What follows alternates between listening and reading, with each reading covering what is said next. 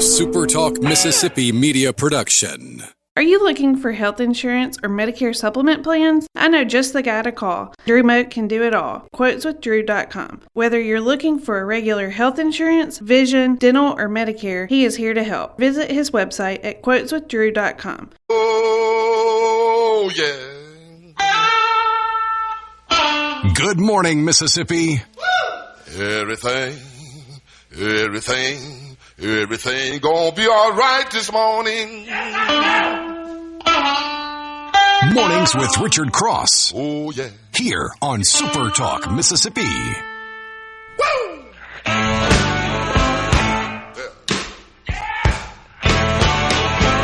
Now, when I was a young boy, at the age of 5,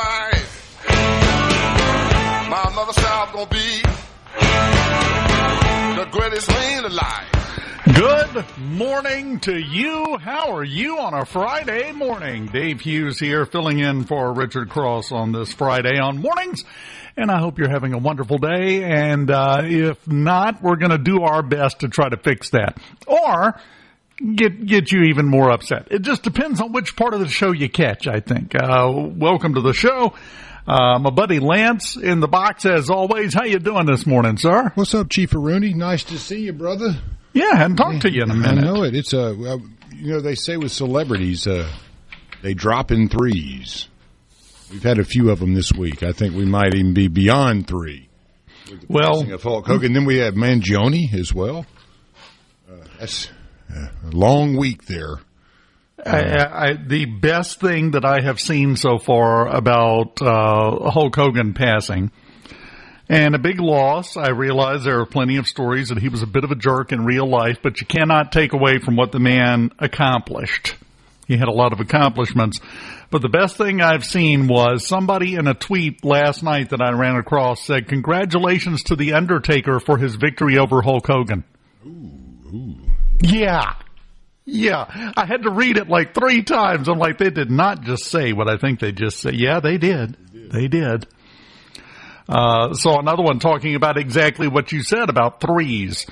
We had, Theo from The Cosby Show, Jack Mangione, Hulk Hogan, and somebody made reference to the fact that it was 1, 2, 3, and Hogan was defeated. There's a lot of interesting takes on this. Of course, the wrestling world has come out and are spreading accolades everywhere, as should be done, because the man did accomplish, he put professional wrestling on the map.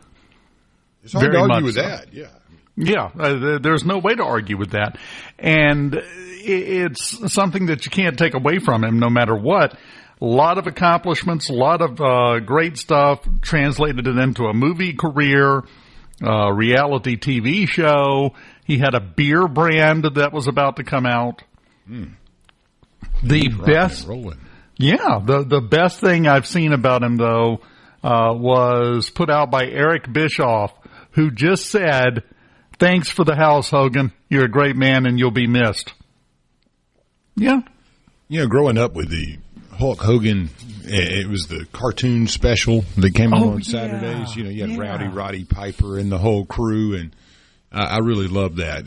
It was not the hugest wrestling fan. I mean, I loved wrestling, but some people really took it to the nth degree. But that little cartoon was, to me, that was the my favorite of all of the things that Hulk Hogan did. And Thunder Lips and Rocky. I absolutely loved him in that. Nobody really. I guess he was pretty well known beforehand, but that really catapulted his stardom after the movie.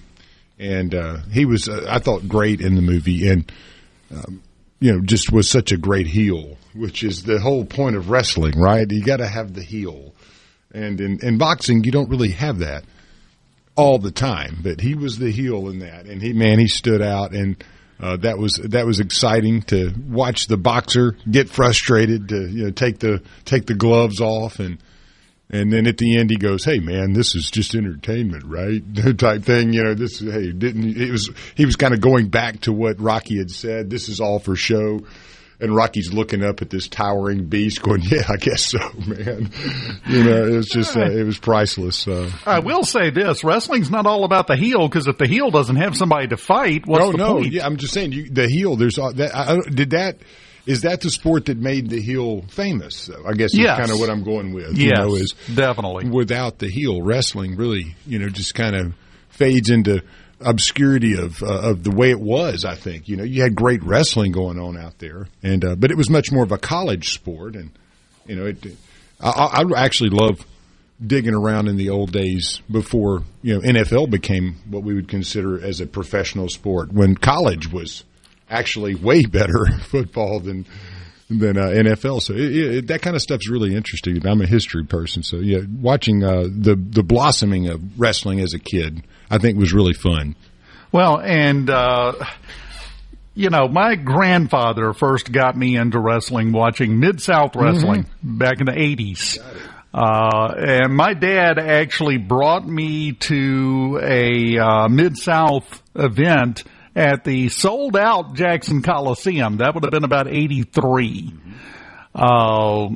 It was not an empty seat in the place.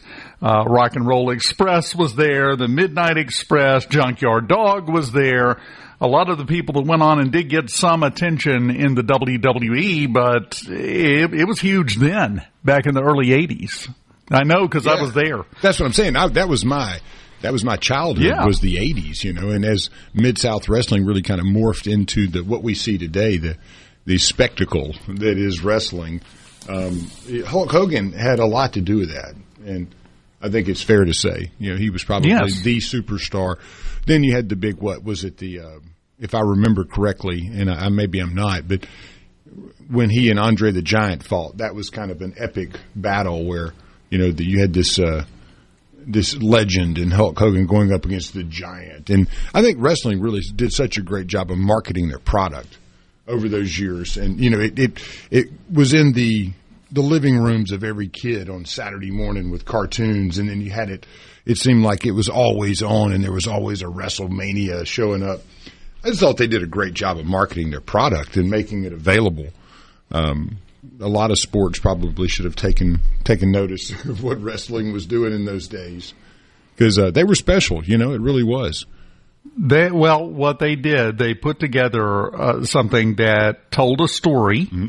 Okay, it leaned into what everybody is looking for. I'm sorry. Everything from James Bond to Indiana Jones to whatever. You got a good guy, you got a bad guy, there's a fight, you want the good guy to eventually win, and he does, and then everybody goes home. That was the basic formula that wrestling picked. Other sports don't have that opportunity. Well, and today we reflect on the birth of Walter Payton, Sweetness. Today was his birthday in Columbia, Mississippi, US of A. Died in November of 1st, 1999. In Illinois, he was obviously an American football player. We know him as Sweetness, and for his career not only with the Bears but also with Jackson State University. He retired in 87. He was a leading rusher in the history of the National Football League, and he held that until 2002 when you-know-who, Emmitt Smith, passed him up. But Peyton was just a unique person. I don't think anybody ever met the guy and said, oh, he was a bad dude. No. I mean, not only was he a great guy, had a heart of gold, wonderful personality, and was absolutely lightning in a bottle on a football field. That you go back and you watch some of those films and you compare it to now, and usually when you go back, 30 years, 40 years, and watch old films in football especially, you just watch it and you go, they were moving in slow motion. It was such a different thing. Not him. Yeah, not him. And then he had the little shimmy step. That was his one of the things I always loved about him, he had a little bit of a showboat personality. And I guess that probably is coming from playing in the SWAC and you were pumping out talent. Obviously, you were throwing out guys into the league, but the SWAC just seems to, at that time, had some guys like Jerry Rice and Walter Payton and Totten, and you had guys with some style and some panache, and he was one of those that, as he got into the league, he kept that, and he had such a unique way about him, and it wasn't just the yardage, it was just the guy that was such a remarkable talent in general. What a loss, though. But a day to celebrate sweetness, and I was a huge fan, and was really one of the reasons, probably the reason, I was a Chicago Bears fan.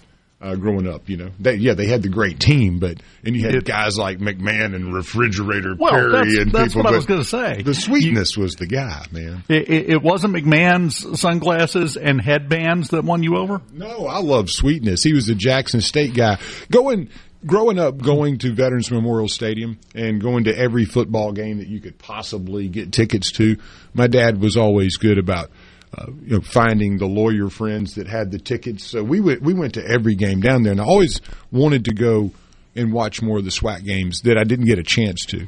And the band, even back then, was something that was legendary. Even out in Rankin County, you knew about the sonic boom. So I don't know. I just was always a big fan of JSU, and then as McNair came into the equation later and was at Alcorn, I loved what he did there as well. So I love the SWAC football. It's always been a wonderful treat to be in Mississippi, and to have that on your in your backyard. And as far as the swagger goes from those guys, you're talking about Peyton and Rice and everyone else. When you can walk the walk, you are allowed to talk all the talk you want to talk. Of course. Because it began and ended with what they could accomplish on the field, and they were unmatched. So they got to say whatever they wanted and act however they wanted because, well, they brought the goods, baby. Friday morning getting underway, slowly but surely. We're kicking it up a notch in gears when we return on SuperTalk. From the Venable Glass. Know where the news is going next. Mornings with Richard Cross on SuperTalk, Mississippi.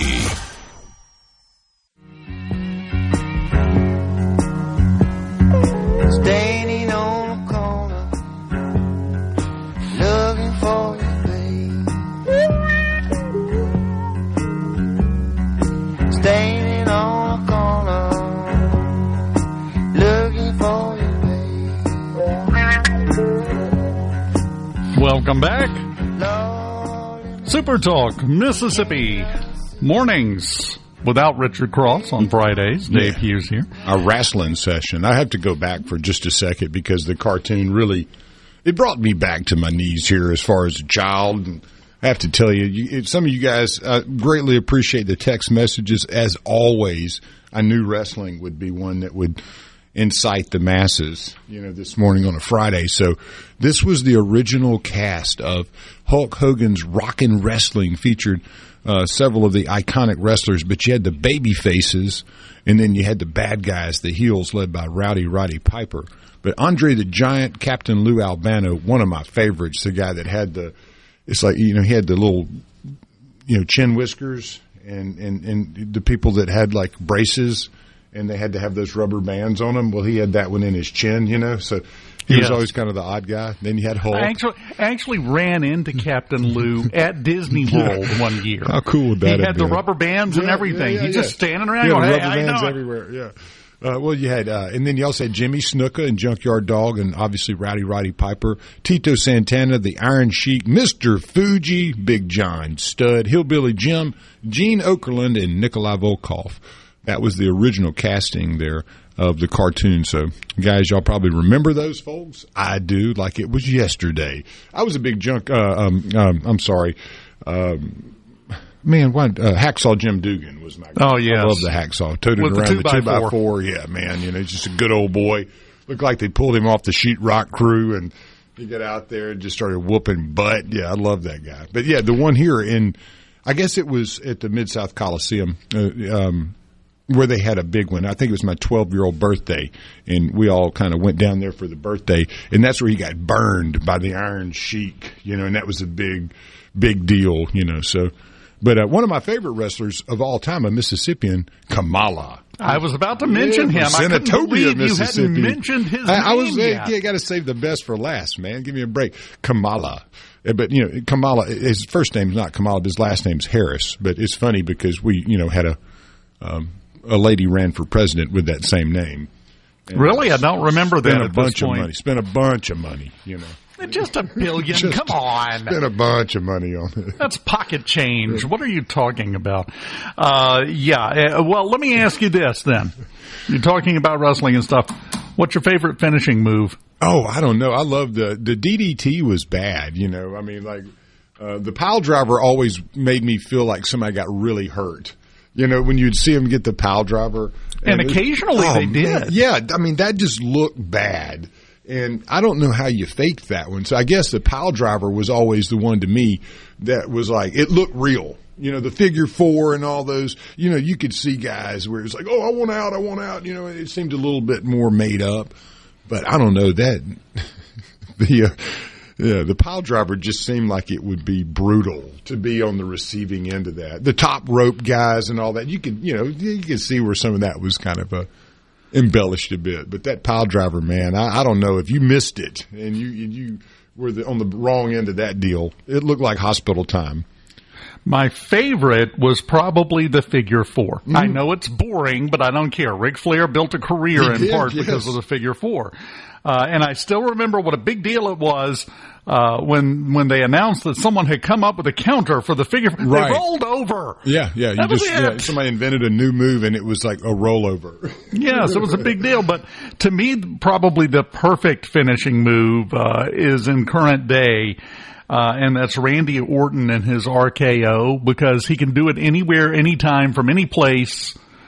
Just, it can come out of nowhere. There's no setup. There's no prancing around. He can just, bam, do it. See, I don't know much about wrestling going on now. Like Diamond Dallas Page was probably the last of the big names that I remember. And, but you know, that you grow out of certain things, I guess. I don't know. I'm not as familiar with the guys today, but what a heck of a sport, though. It just brings back a lot of great memories.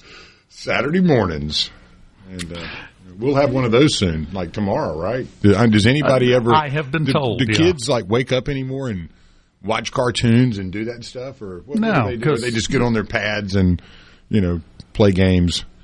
There's cartoons 24/7 now, and that is a mischaracterization, I think. They wake up and get on their pads. That is a very old person gripe. Oh, I'm just hollering at clouds this morning, yeah. They're out in the yard. They're going to baseball practice. It's summer. I mean, like at 6 in the morning, 7 when we would wake up, But yeah, I mean, I know my niece and nephew. It seems like they never stop. That's right. I can't imagine that there is time to actually sit down and watch 3 hours of cartoons on a Saturday morning, because I mean I don't know when they're ever still, and it's just the way it is. It seems these days. I don't know about you. I wasn't still on Saturday mornings either, because I had 5 bowls of compressed compacted sugar. Yeah, you had bowls of Cinnamon Toast Crunch and all the other goodies. No, Captain Crunch. You were a Captain Crunch man? I'm still a Captain Crunch man. What are you talking about? You got a tough mouth. You can handle yes. it. You got a tough mouth, man. That takes stuff a real scar man me to up. eat Captain Crunch. It does. Yeah, I got to let it sit for 20 minutes before I dig in. It drives people crazy because I eat Captain Crunch as a snack, dry. Yeah, so that's not deceiving. I'll just sit there and eat it like popcorn. Well, it's not deceiving when you just reach in there and get it out of the box, but when you think that it's soft because it's been sitting in milk, and then you bite in and it's not. Like, what happened? Never softens.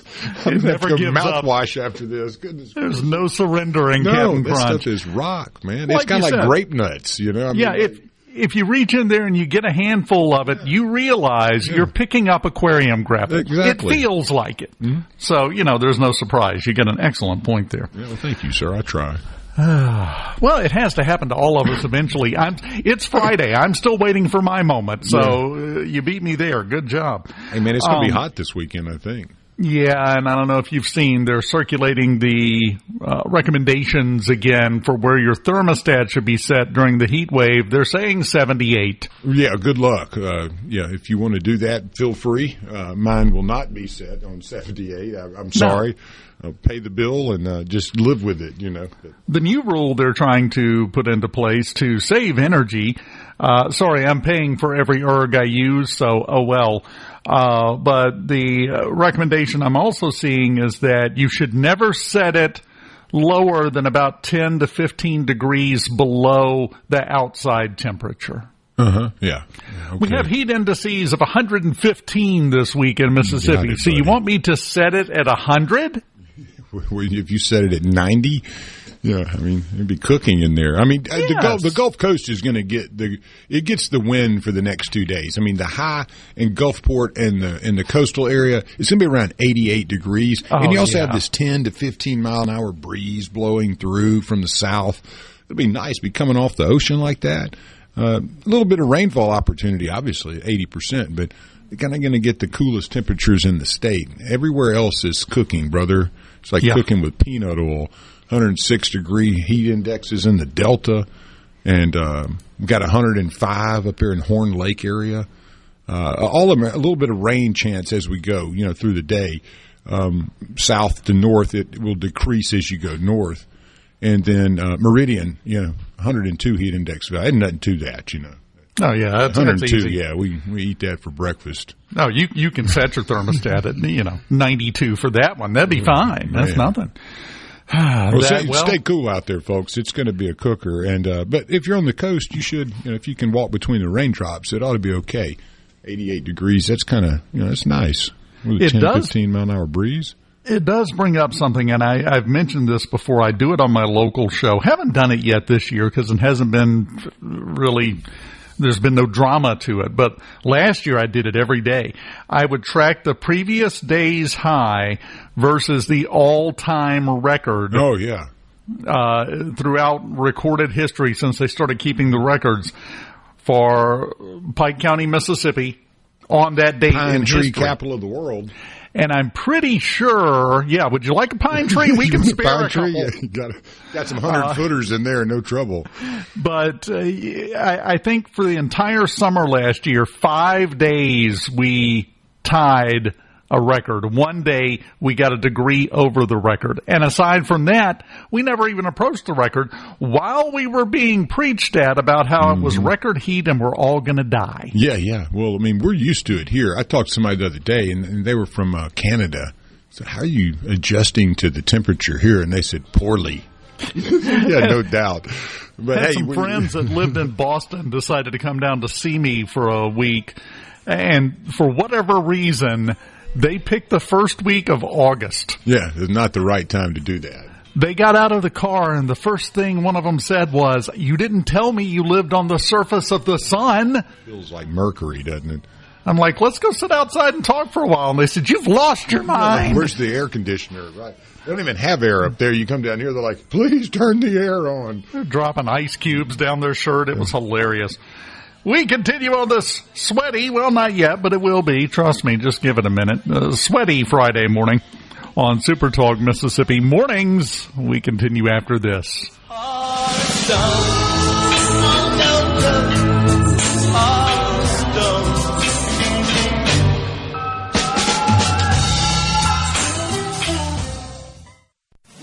From the Sea. No filibuster. Just everything you need to know to start your day smarter. Mornings with Richard Cross on SuperTalk Mississippi. Keep everything in the farm upset in every way.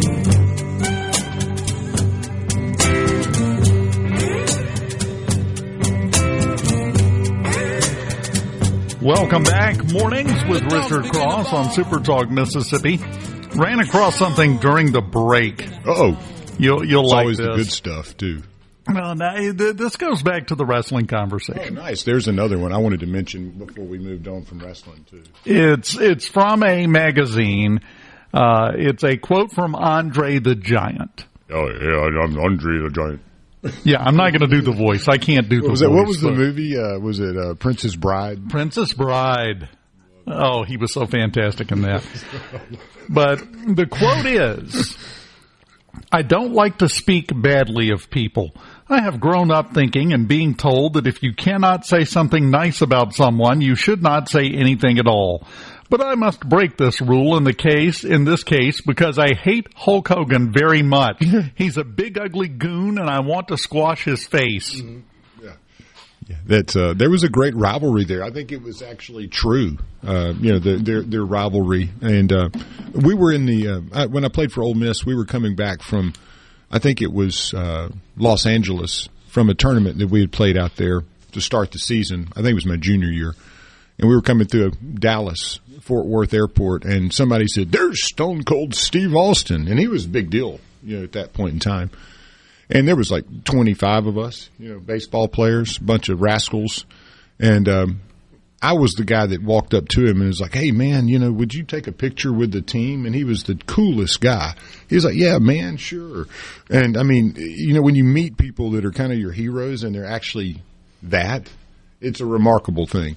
I've met several people in my life that that have all the power and the fame and those things, and they don't live up to it personally. But I will say Stone Cold Steve Austin was one of the coolest guys to just hang out with for 10 minutes and just chew the fat. What a dude, though. So I wanted to mention that. And I had a little trivia for you today. Okay. Lay it on me. Yeah, man. I'm ready. What we got here today is the creation of Wyoming, 1868. One of the coolest flags that there is. Has the big buffalo on it, and the blue and the red. How much more patriotic can you get? So, what is the state with the least population density in the country? What would you say it is? Montana. Alaska. Okay, I should have thought of that. Wyoming being right behind that is number 2. But Wyoming, it has 587,618 people. Basically the metro area of Jackson and Mississippi. Probably you could look at the coastal area the same, or even maybe the northern part of the state. But you think about that, 587,000 people. That was their census in 2024. The largest city, Cheyenne, 65,000 people. So fairly spread out yonder. And so that was something. And could anybody name the governor of Wyoming this morning? He is a Republican, and if anybody can name the governor, you win nothing. But I was just curious if in the next 5 seconds, if you don't Google it, does anybody know off the top of their head the governor? I do not know, and I would be surprised if the governor of Wyoming knows who the governor of Wyoming is. I was thinking like Idaho's governor's like, what is his name again? I'll tell you, his name is Mark Gordon, not one that you would easily remember. That's kind of like a John Smith type name. Yeah. Nothing very notorious about that name. So I wanted to share that. That was fun. I just have a feeling, and I have nothing to base this on. I have no data, no facts, but with that population size and a governor that nobody knows who it is because, that's the greatest job ever. Moving along, I just feel like that's probably one of the most relaxed states in the United States. I mean, can you imagine? You get on the side-by-side and you just go ride as long as you want to. You don't bump into anybody. You never see another soul. See another soul. Just out there, this master of the universe, so to speak. Yeah. Hey, and on this day in 1898, U.S. forces under General Nelson A. Miles had invaded Puerto Rico during the Spanish-American Civil War. And we had some, pretty big things that happened during that, Battle of San Juan Hill and all that. But a few years later, Puerto Rico was able to attain its own government through Commonwealth status in 1952. So they avoided being the 51st state. We've heard, why don't we make Puerto Rico the 51st state and this kind of stuff? Well, back in 1952, they did not want that. And so that's where we are today. But about a 60-year period in there where you had America taking it over and then them being able to have a somewhat form of self-governance, and greatly dependent on the United States of America. But go Puerto Rico, this is the day that they attained their status as Puerto Rico, so to speak. So congratulations out there. Look, I'd love to go visit Puerto Rico. I don't know about you. I've never been. A lot of people I know that have been say it's absolutely a beautiful place, nice folks, laid back climate. Finally, one other interesting tidbit today, kind of changed music, was 1965. This guy named Bob Dylan, he really didn't want to go on this show and play. It was the Newport, Rhode Island Folk Festival. And the reason was because he wanted to play his electric guitar. he was playing acoustic and up to this point. So at this moment, he plugs in and plays rock and roll as we know it today. And we can thank Bob Dylan as being one of the ones that kind of got the electricity rocking and rolling for us. So you can thank Mr. Bob, 1965. Some pretty interesting things that happened on this day, actually. That was a huge controversy. Yes, it was. That's what I mean. It was a lot of give and take there for a bit, you know.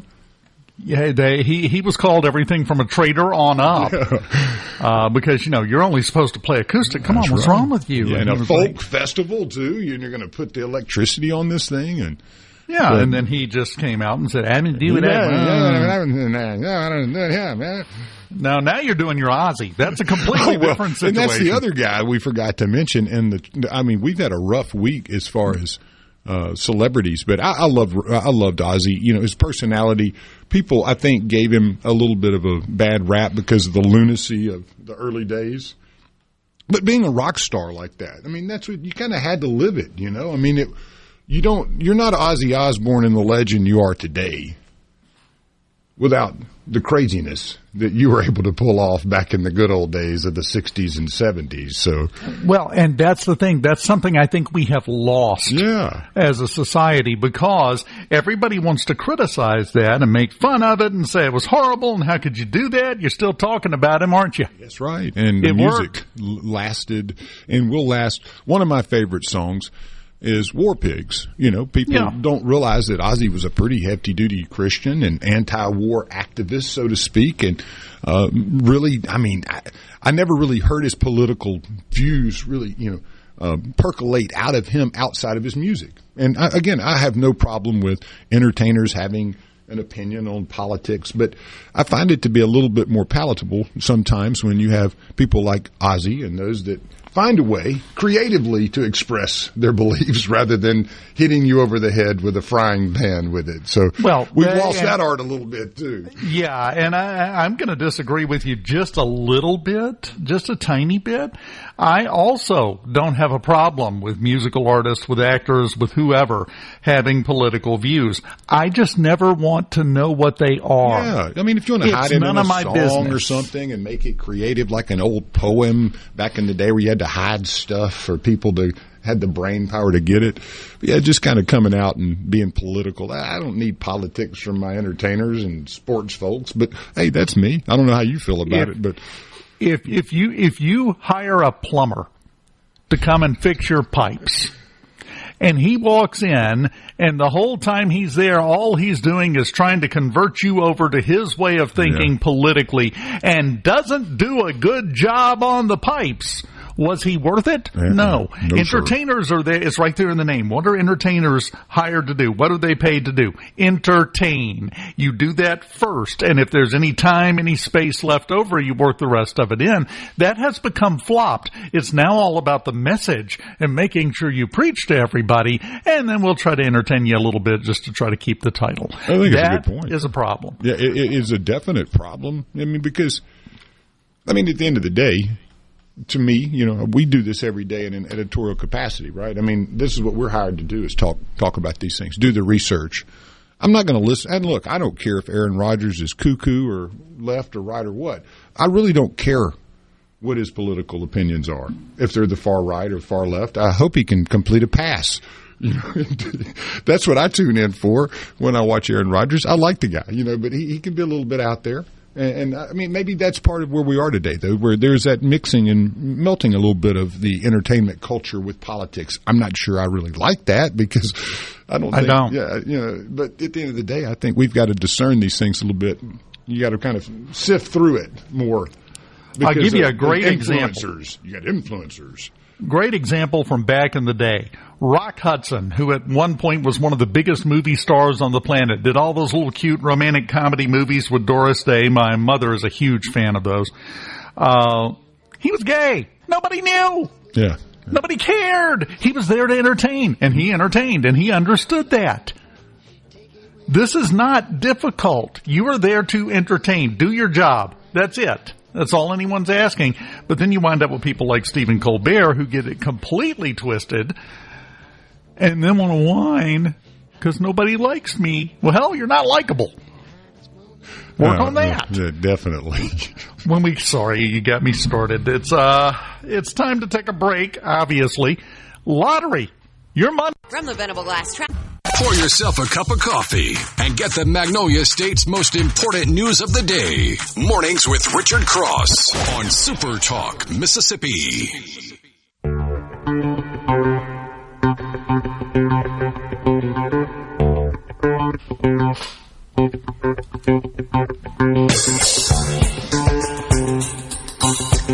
Welcome back. SuperTalk, Mississippi mornings, and it's time for your Mississippi Lottery update. I'm starting as quickly as possible because, good grief, do we have a lot of winners we got to try to get to. First, we'll go through the numbers. Lotto America, no jackpot winner. Estimated jackpot for tomorrow, $3.31 million with an estimated cash value of $1.48 million. The last drawing, of course, was Wednesday. Those numbers were 4, 32, 36, 39, 52. Starball 1, and the All-Star bonus multiplier was 2. No jackpot winner in Powerball, but close. One player got 4 out of the 5 white balls right and the Powerball right. That's $50,000 in their pocket. And they purchased the $1 Power Play add-on, which multiplies that to $150,000. Fourth big Powerball win in 10 days for Mississippi Lottery players. That one was bought into Iberville, by the way. Estimated jackpot for tomorrow night's Powerball drawing. That jackpot's still there. $350 million. Estimated cash value for that, $156.5 million. The Wednesday drawing numbers, 2, 18, 19, 25, 35. The Powerball was 25, and the Power Play multiplier was 3. The double play numbers from Wednesday, 4, 21, 35, 60, 69, and the Powerball was 23. Mega Millions, also no jackpot winner. The estimated jackpot for tonight's drawing, $120 million. The estimated cash value, $52.8 million. The last numbers drawn were Tuesday. Those numbers were 22, 41, 42, 59, 69, and the Mega Ball was 17. Mississippi Match 5, get to break the string here. Jackpot winner. Someone matched all 5 numbers, 56,000 the jackpot had grown to. They bought that ticket in Columbus, and the estimated jackpot for tonight resets down to 50,000 again. Last night's drawing, 15, 17, 27, 29, and 35. Of course, all of the numbers are unofficial until they are actually certified by the Mississippi Lottery Corporation. The $1 add-on options, told you about that Powerball ticket. Turned $50,000 into $150,000 by spending an extra $1 on the Power Play multiplier. In Leaksville, a player won $701,000 in the Mississippi Match 5 using a free ticket he earned by adding the $1 multiplier on a previous drawing. $1 multiplier? Yeah, evidence is building. That's a good idea. There's only one Sizzlin' Summer Cash Bonus promotion drawing left. It's coming up next Wednesday, July 30th. Up to $25,000 the cash prizes. You can enter your non-winning hot games, $2 heat stroke, $5 blazing hot bucks, or $10 red hot cash tickets by midnight of this Sunday. It's your last chance to enter for that. Drawing will include all non-winning promotional entries received from May 6th through July 27th. You can go to mslottery.com and click bonus promos to learn more information. The Cash 3, Cash 4, Fireball, and Cash Pop for yesterday. The Cash 3, $500 game. The midday drawing was 3, 2, and 7. The evening drawing was 0, 9, and 9. Cash 4, it's a $5,000 game. The midday drawing was 3003. The evening drawing was 1980. Midday drawing on the Fireball was a 1. The evening was a 2. And for Cash Pop, the midday drawing was a 5. The evening was a 7. Pull up a chair. Make sure your coffee's fresh as I try to get through just the Cash 4 winners yesterday with the Mississippi Lottery. Jackson man won an $800 prize. Mobile, Alabama man won $1,015. Bought that in Ocean Springs. A Drew man won $1,248 on a ticket he bought in Cleveland. A Brandon woman won $1,350 on a ticket bought in Woodville. On a little road trip there. Bay Springs man won $2,500 on a ticket bought in Heidelberg. A Holly Springs woman won $2,900 on a ticket from Holly Springs. And a Pearl woman won $30,000 on the cash for, bought 6 tickets in Richland at Kroger. Won $30,000. That's a good day's work. I don't care who you are. Cash Pop. Kosciuszko woman won $1,000 on a ticket bought there in Kosciuszko. A Richland man won $2,500 on a ticket bought there in Richland. Match 5, Ocean Springs and Biloxi each had a $1,000 winner on tickets they bought. And the $20 200X Cash Blitz winners, 2 of them, 3. 2 winners won $1,000 each from Coffeyville and Pontotoc. And then a Greenville man won $2,000 on a ticket bought in Indianola. There's a lot of money being won. If you haven't gotten yours yet, well, probably need to go get a ticket with the Mississippi Lottery. There's a lot of evidence building that there's a lot of winning going on. We want you to get your part as well. Coming up, we've got Fox News, followed by Super Talk Mississippi News, and then hour number 2 of mornings here on Super Talk Mississippi right after this.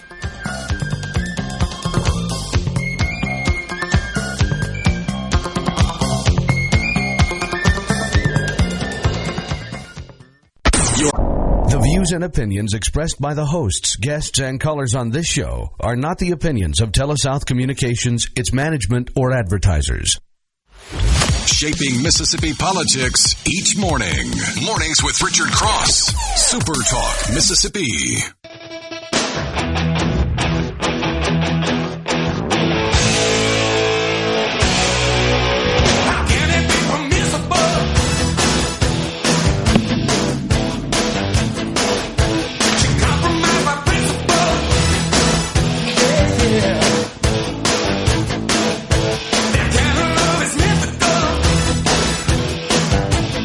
Welcome back, hour number 2, Super Talk Mississippi mornings. Coming up at the bottom of the hour, Starla Brown will be joining us from AFP.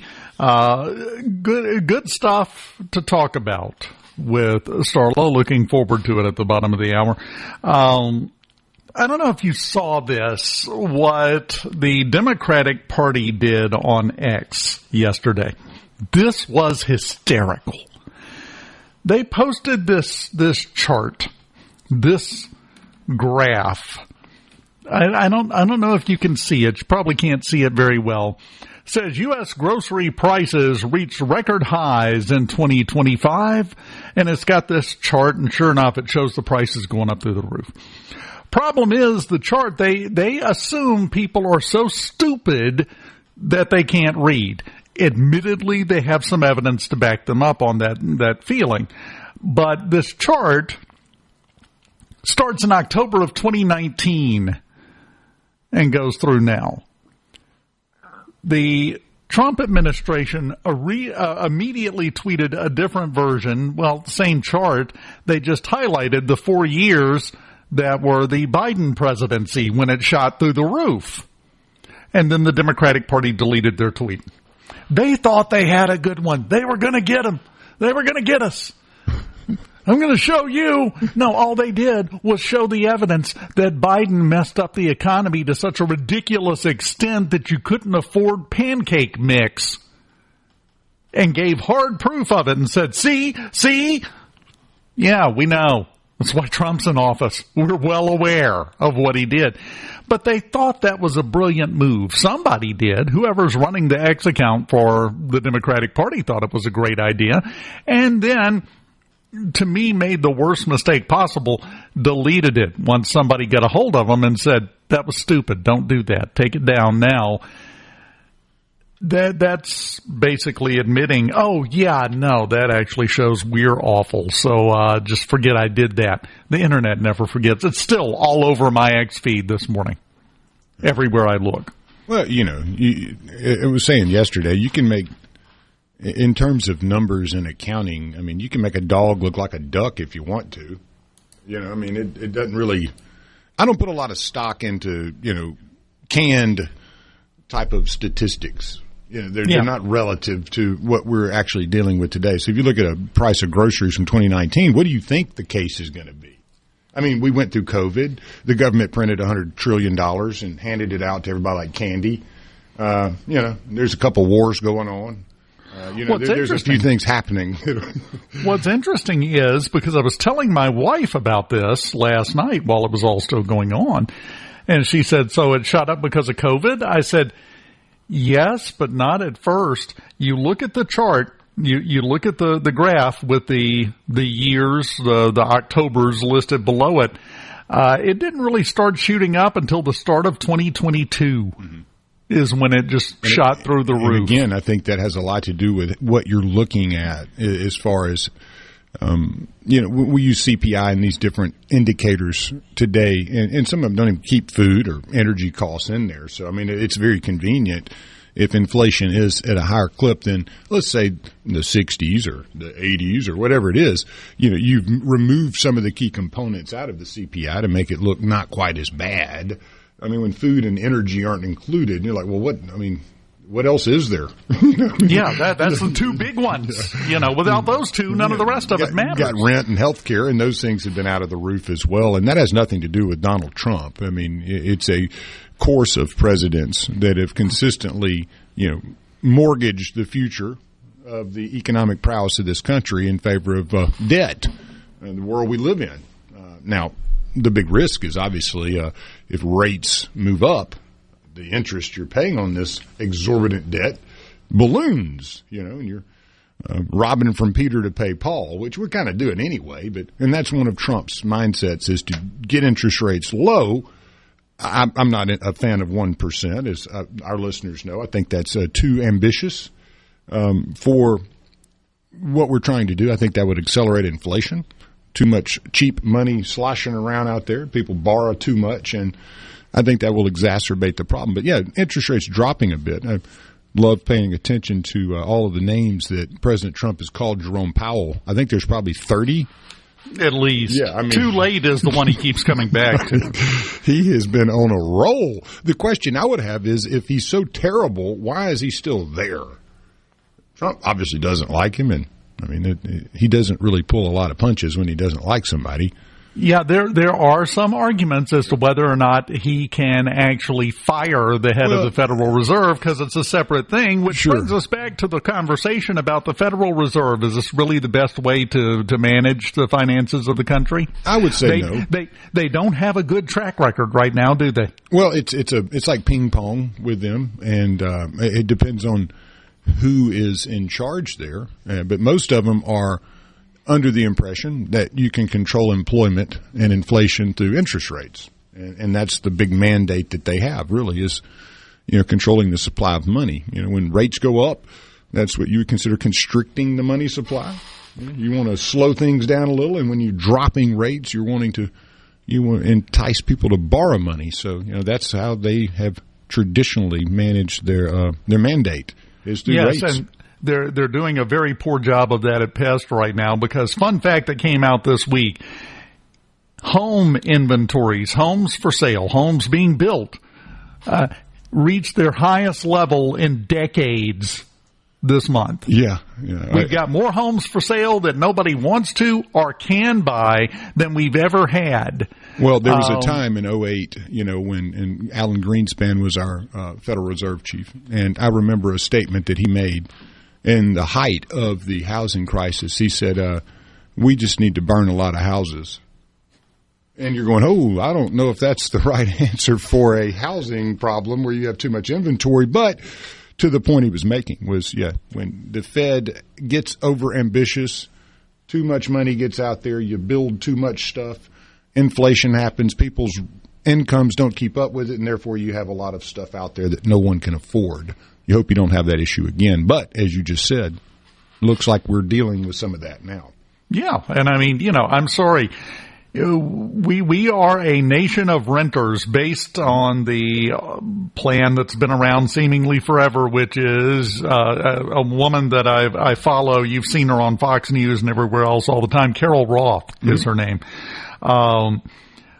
She wrote a book entitled "You Will Own Nothing and You Will Like It." Yeah. Well, when you look at the interest you pay and everything, we've turned into a nation of renters. Well, and I think it goes down the ladder too, where you get to say vehicles where they're probably, and I know that the numbers are higher on leased vehicles now than purchased vehicles. Not saying that it outweighs it, but there has been a grand increase in people leasing vehicles rather than purchasing them. You have a very monolithic shift into renters versus buyers, and I don't believe that that's healthy for our economy in the long run, to be borrowers and not buyers, and users, not taker care ofs. When you lease a vehicle, you can kind of go turn it in. When it's yours, you have a tendency to have a lot invested in it, I guess is, so when you buy, that has a tendency to equalize things a bit. And, President Trump just put the rule in place. Why did this just now have to be put in place? If you're paying $1,500 a month in rent, and you've been paying it for years, and you've never missed one, well, that didn't matter if you were going for $1,000 mortgage. We don't think you're good enough for it. Yeah. You've been paying $1,800 for 2 years, but yet you can't afford a $975 mortgage. And I talked to my mom about this last weekend. Actually, we had a conversation. She and my dad built a house, site-built house. This would have been like 1970. The way they got approved, credit scores didn't exist then. Credit scores are a much more recent development than people realize. I think it was 86, right. 84, something like that, when that whole system kicked into gear. Here's how they got the loan to build their house, okay, from scratch. It was dirt, and they built from there, site-built home. My dad went to the bank, walked in, talked to the guy at the bank, the president of the bank. They had about a 20-minute conversation, and the president told him, well, you're a pretty good guy. You've done some good stuff around here. I think we can trust you. We're going to take a chance on you. Shook his hand and wrote him a check. That was it. Yeah. It's the world of lending has gotten extremely complicated and globalized with, the collateralization of debt and CDOs and CMOs and derivatives and credit, and none of that matters. And that was not existing back then. You shook the hand of the guy that was loaning you the money, and he believed in you, looked at your ability to pay, and said, all right, we're going to service this loan, and you're going to pay us. And longtime listeners know my feeling on this. You go by results, not process. How's the process working? The results are not backing up the need for it, to me. Just my thought on that. When we come back, oh, boy, something's going up in Tennessee we got to talk about. From the Venable Glass Traffic. Mornings with Richard Cross, here on SuperTalk, Mississippi. What else? And always on the SuperTalk app. You gotta be strong. Well, it's all right. As long as you got someone to lay, well, it's all right. Every day is Judgment Day. Maybe somewhere down the road away. Welcome back on a Friday morning. Hopefully you rested your sweat glands last night. They're probably going to get a workout again today unless you're down on the coast, in which case enjoy the breeze and don't talk to us about it. We don't want to hear about it right now in the rest of the state. Have your umbrella ready. Yeah, that's the other part of that. But, that it's a cooling rain. We're going to say you can go stand outside in that stuff. Steam will be coming off your head. Okay, Lawrence County, Tennessee. Don't know if you heard about this story. A local school district, the Lawrence County school system in Tennessee, not Lawrence County, Mississippi, that's a completely different place, obviously, has put a new policy in place for their school district that they will no longer accept doctor's notes to excuse absences. Uh-oh.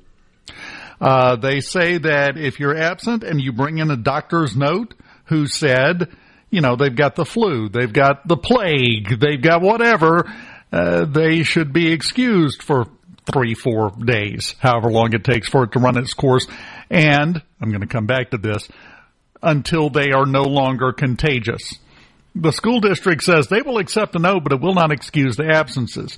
As part of the change that they're doing to their policy, after 3 days missed in a school year, the school will start intervention. If they miss 8 or more days in a school year, they'll be referred to juvenile court for truancy. 8 days. Now, I admit I am speaking as someone who missed a lot of school in elementary school. I was a sick little kid. By the time I reached 3rd grade, I had double pneumonia like 6-7 times. Been in the hospital every time. This school district would have referred me to juvenile court because I was literally in the hospital.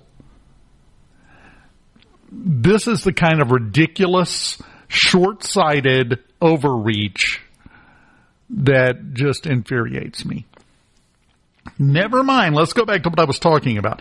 You've got somebody, and they came right out in the school board meeting when they were talking about this. One of the people on the school board said, well, if you've got the sniffles, if you're sick, when you grow up, you're going to have to go to work sick, so you might as well learn that now. Every parent in a room where somebody has, let's say they've got a bad case of the flu, okay?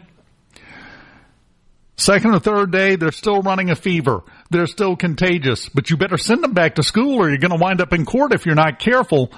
Every other kid in their classroom that gets sick as a result should sue. I think that we have probably overcorrected because of the overcorrecting that we did during COVID for things such as that, where, yes, people took advantage of it. Maybe there was a few bad apples out there that were, actually truant and parents weren't paying attention or what. So the 1 or 2 kids that, weren't doing it right are going to ruin it for the whole bunch. And that's usually how it works, isn't it? They shouldn't. To me, this is a two-pronged problem. Number one, parents get to decide what their kids do and where they go. Not the school, not the government. You mean government isn't the kid's daddy and mama? Right. Okay. Even though they desperately want to be in some cases. Mm-hmm. Number two, if the doctor says they don't need to go to school, they don't need to be around other kids, they need to stay home until they get well, who in the hell is the school district to argue with that? Well, it's kind of like watching a pharmaceutical commercial when they tell you talk to your doctor about. You're like, why would I talk to the doctor? Aren't they supposed to be the expert? Yeah, they're supposed to be talking to me. Yeah, in this, what we're talking about here, the doctor is the expert. If the doctor says this child does not need to be in school, child doesn't need to be in school, and that should be, it should be something that the school understands, case by case basis, not just a broad stroke with a big brush. Broad blanket rule. And again, I keep coming back to, I'm sorry, if I find out you're forcing some sick kid with 102 fever to come sit next to my kid and cough on him all day in school because you're trying to prove a point, I got a problem with you now. Well, as Thomas says, what if the doctor's a quack? Well, I mean, that's a possibility, Thomas. What if the school board is full of quacks? That's kind of where I was going with that. What if they're more quacky? Because here is their stated reason, okay? They said this is to combat truancy because they have very high truancy. Well, yeah. The truancy rate in Lawrence County, Tennessee schools, 13.8%. That's pretty rough. Yeah, until you start looking at the rest of the state. Okay. They're at 13.8. Wilson County Schools, 15.3. Giles County Schools, 18.1. Clarksville Montgomery County Schools, 19.4. It goes all the way up until you get to the Metro Nashville Public Schools, where the truancy rate is 27.8%. Yeah, well, I mean, you got, it's not a very, honestly, it's not one of the more highly concentrated population areas of Tennessee. I mean, you got Lawrenceburg and Etheridge and Summertown and Leoma. Yeah. I mean, you're out west of Pulaski, Tennessee, and east of Savannah. We would consider that the up north of Florence, Alabama. So I mean, that's pretty pretty rural. Yeah, it's rural. Like how could you not know your kids are at 18% truancy? You think that happened yesterday, or? Yeah, no, it's 13. 13 or 13.8. And many others are higher than that, and yet they go and make a blanket ruling over truancy. But it just seems to me that, like you said, it's a case-by-case basis. I was a very sick kid. Legitimately very, I could tell you some stories. That happens. But here's the thing. This is another example to me of some type of governmental entity, as you said right at the beginning of this, trying to step in and be mommy and daddy. Yeah. That's not your job. No, you don't get to do that. It's supposed to be. And with the rates that are so much higher in other places, too, you wonder, what was the kind of logic behind this? Like, we want to fight truancy. We're at 13%, but others are at 18%, and they're not doing anything. So, Metro Nashville's at 27.8%. It sounds to me like you got a systematic problem in Tennessee, and maybe that stems from other problems that, you weren't paying attention to, over the last few years. That doesn't happen overnight. Ironically enough, this policy to me very much smacks of treating the symptoms instead of dealing with the actual disease. Right. Yeah, it's kind of cutting the head off here, And who's going to suffer? Like I said, if I'm living in that area, my healthy kid that I'm taking good care of that hasn't missed a day might wind up having to miss some days because you made some little sick kid come back before he was no longer contagious, just to prove your point. Good job, you morons. That's a good point, though. Really, you think about the health of everyone else, not just your child. Yes. Because we have seen it before. We have seen it many times where we have an outbreak of the flu, and school districts take a couple of days off. They shut down because so many kids get it. That doesn't seem like the proper way to go about things to me. I'm in, man. I think you ought to just the parents should have the power. It's something we talked about immensely here over the time that I've been part of this program with the many different entities that we work with and Accelerate and all those, with school choice and, obviously Douglas Carswell and Mississippi Center for Public Policy. And, these are things that echo, here when you see a school district having such an issue, say in Tennessee, a countywide issue. It's not as bad as the rest of the state, but I think you look at our situation, I think Mississippi's doing pretty well. Yes. Sometimes these are some of the things we don't go into great detail and probably should. Truancy would be a major indicator of whether or not the Utes are getting the education that they need and should be getting. If you're at about a 20% clip, though, it sounds pretty detrimental to the long-term health of your own state's economy. But I'm with you. I don't think it's broad strokes that solve those problems. It has to be a case-by-case basis. And common sense has to prevail at some point. You go, parent, hey, your kid's not coming to school. Let's hold you accountable. Right, exactly. And I'm sorry, but explain to me the difference between the school district telling your kid whether or not they can be a different gender or the school district telling your kid against what your doctor says that they're well enough to come to school. Where's the difference there? I think that's a great point. In both cases, it's a school district trying to tell the parent what they are going to do with their kid, whether they like it or not. I'll never be for that. I will never understand that. I will never support that kind of attitude. There's no reason for it. There's a great website out here that I've used quite a bit, and it is one that I've. It's basically a population map, but it's under the name bestneighborhood.org, and it gives you a great idea of the political leanings of every county all over the country. It's a very helpful little tool to have. It gives you a good idea. When you start listening to these things happening in these counties and places, you can kind of zoom in and see, hey, is this a blue, pink, red, all the way down to the local area, which I use it all the time. And it's one of those things, and I'm not going to break us into break here, but there's a lot more blue out there than you think sometimes. Yeah, yeah, exactly. when you look down and it becomes obvious if you know what to look for. Yeah. When we come back, Starla Brown with Americans for Prosperity joins us here on Mornings on SuperTalk Mississippi. Keep it here.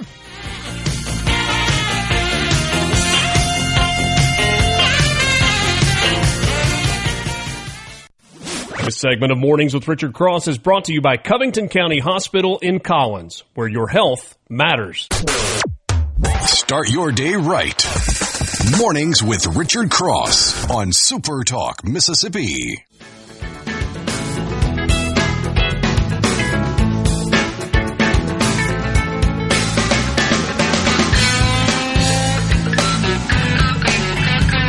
Welcome back. Super Talk Mississippi Mornings on a Friday morning. Dave Hughes here. And joining us now, we have the State Director for Mississippi for Americans for Prosperity, Miss Starla Brown joins us. Starla, how are you this morning? I'm doing super great, just like Super Talk.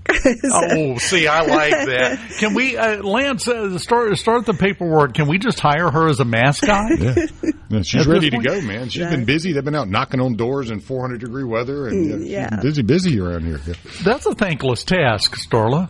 Yeah, but it's what a grassroots organization does, right? We go out and talk to people at their doorsteps. We call them on the phone.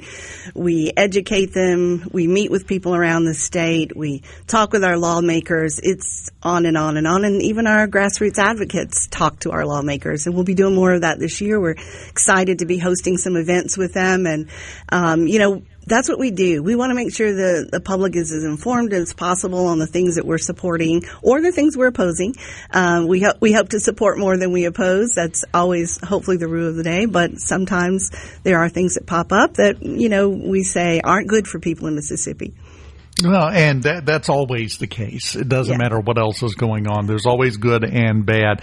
As you go around and you talk to people, your organization, you are in a unique position where you can kind of take the temperature. What are you hearing from folks in Mississippi about how things are going right now? Well, we're just coming off working on a lot of federal policy, right? Session's been over for a little while, and since last fall, we're working on the ABBA, or One Big Beautiful Bill Act, and so we've been working through that. Back in 2017, I was with the Florida chapter. I'm from Mississippi, but did a part of my life down there in South Florida, and had the opportunity to work on what was called then the Tax Cuts and Jobs Act. And we're just super excited. Shout out to our two senators, three of our congressmen. We had one who voted, Benny Thompson, who voted to increase our taxes. You didn't have to say the name. We all knew who it was. Right, exactly. So we did send a clear message to him on tax day, hoping he would change his mind, but that didn't happen. But we were part of a large national grassroots advocacy fight all across the country that included all of those tactics we just talked about. And we're happy to say the bill has passed, and we are excited that the largest tax cut in history did not happen, and Americans and American businesses can feel confident in what their taxes look like for a permanent decrease. What is the next big challenge facing us right now? Spending. I would say spending. I mean, obviously, we just passed a rescissions package that made some cuts in spending, and we're hopeful to see more of that. I think Speaker Johnson right now is showing incredible leadership over in the House, and we've got to rein in spending. I mean, we cannot. It's like inflation. We talked a lot about inflation over the last 4 years, but we can't spend our way out of it. That doesn't work. That's actually the cause, right? That printing money. So at this point, I think we've got to really take serious looks at where we can use the tools like the rescissions package to cut back on monies that, I remember years ago working in Florida with government entities, and, there was this mindset that, okay, we've given you, let's just say it's $500. We'll use a very small number. And if you only spent $400 and it was the last month of the year, there was a mad dash to spend that other $100 because you might not get it again. That's not how we do our budgets at home, and that's not how we should do our budget as a government. Yeah, use it or lose it has been the policy at a lot of levels for a long time. And it seems like if you use the same amount every year, then you're eligible to get that amount bumped up in government, and that's how we wind up where we're at, where eventually no one pays attention or cares anymore. We spend all we're getting plus a bunch more because we know we're good for it. Right. That only goes so far, Starla. That's right. And we have trillions and trillions of dollars in debt. And there's not going to be a way to just reduce that debt without taking some hard look at spending. And so I think that's the focus that we're on, and making sure that people understand, what we've just done and how that impacts people. But I think at the end of the day, that's a big piece of where we're headed on the federal level. You mentioned earlier about OBA, and I love pronouncing the acronym that way. The One Big Beautiful Bill. Talk to me about the effects that's going to have in Mississippi for Mississippians. So one of the things that we had originally done is when we looked at this notion of a fiscal cliff back last fall, the amount of taxes that would have gone up for Mississippians, whether it be for a business or be for individuals, well, that's not going to be a problem, right? Because that is resolved by this. And that was really one of the main sticklers for us. But there's some other things that are coming from the bill that we think will be good. I mean, I know the state is looking at the tax credit scholarship. It's when we look at education and we look at choice and education freedom as a concept, it's not going to be a wherewithal that solves all of the problems for every child in their state, but it is an option. And so people are looking at that. The states have to make a decision, and someone will at least about opting in. But there are some healthcare pieces that are really good, like amplifying some things around health savings accounts and those type of things that we support. When it comes to healthcare and the crisis that we have, I've often stated, and I say this, and I hear this around the state, when we talk about it, we've supported things like, like eliminating certificate of need laws. And you would think it would be a very simple thing to say, like, hey, this is an anti-free market concept and we should just be able to pass these. We should be able to get rid of them. But we have had to fight tooth and nail to get that through. But we're hopeful again, in the 2026 session that we'll be addressing that, and looking forward to some movement there. And we're going to stay in that fight for things, because we didn't get here with one big, ugly, poor decision. We got here with several. And so it's not going to be one thing that's going to fix it all for everyone. Well, and that's the point I was about to make, because we have a tendency in this modern world to believe that one wave of the magic wand and we can fix everything everywhere all at once. It doesn't work that way. Never has, never will. As you said, it takes a lot of hard work, one step at a time, to get things where they need to be. I think what's so dispiriting sometimes, though, Starla, is that it seems like we're so many steps away from being where we're supposed to be that it almost looks like an insurmountable hill some days. Sure. I think, it's when you've made a lot of poor decisions, you've subjected yourself to policy that wasn't improving the lives of people in Mississippi, but was pushing us further and further away from prosperity. I think as you walk back, sometimes you got to make some tough decisions, and sometimes that means we're going to have to make some cuts, and we're going to have to look at some things differently, right? We're going to have to innovate, and we are certainly seeing some things in our state economically where there is momentum. There's so much more to do. There's so much more to do. And I think we just have to keep moving in that direction, following that momentum and looking at policy, not as you said, the broad brush stroke, right? Looking at it as who does this help, or could this help, to some degree, every Mississippian? Could this better a piece of the policy? And if you do 10 things, right, that solve 10 problems with good policy and make opportunity available to Mississippians, I can assure you, as I talk to them across this state and I hear the things that they're facing, I hear the things that sound insurmountable, when we talk about solutions with them, they're in. Yeah, we just got to make the moves. We got to make these things happen. Do have to give credit before we go to the break here to Governor Reeves and also the legislature for the amount of new industry and business that they are suddenly just bringing in all parts of the state. They're doing a good job of increasing the opportunity in the state. We just have to work on the back end of the problem too. Absolutely. We have momentum. And, a lot of people said, hey, you moved back from Florida, no beaches. I said, hey, we've got a little beach. We got a little stretch of beach down on the coast there. I'm coming back home to Mississippi. But one of the things that I'm excited about is that momentum. I want to see from my family's future generations, right? I've got little cousins that are third, fourth, fifth. Now I'm a fifth generation Mississippian, and I want to see them have a bright future, not have to leave home to go seek employment and better jobs. And I like the fact that we're moving in that direction, and let's keep doing it. Let's keep pushing policy that helps Governor Reeves with that momentum. Don't get me started on the brain drain, Starla. We only have until 9 o'clock on the show, and you don't want to stick around that long anyway. Okay. Can you stick around for the next segment? Absolutely. Fantastic. Starla Brown, the Mississippi State Director of Americans for Prosperity. Got a big event coming up next month I want to talk about, give you a chance to talk about as well when we come back on Mornings on Super Talk Mississippi. Keep it here. To ease my worried mind. Well, the river run all night, though the river runs all day. I can't run no more 'cause I'm here to stay. I've had a lot of trouble and I lived a life of pain. I sit back and let that water heal my brain. I'm letting go of all my trouble.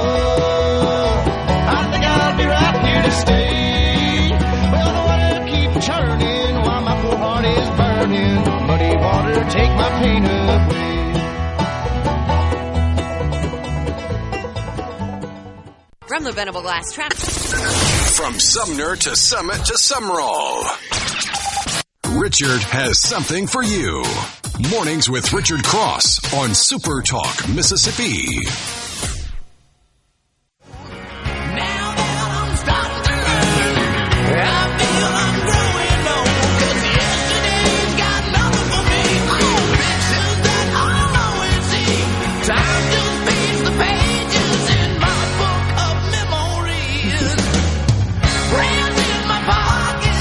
Stop laughing at me, Starla. I'm rocking out.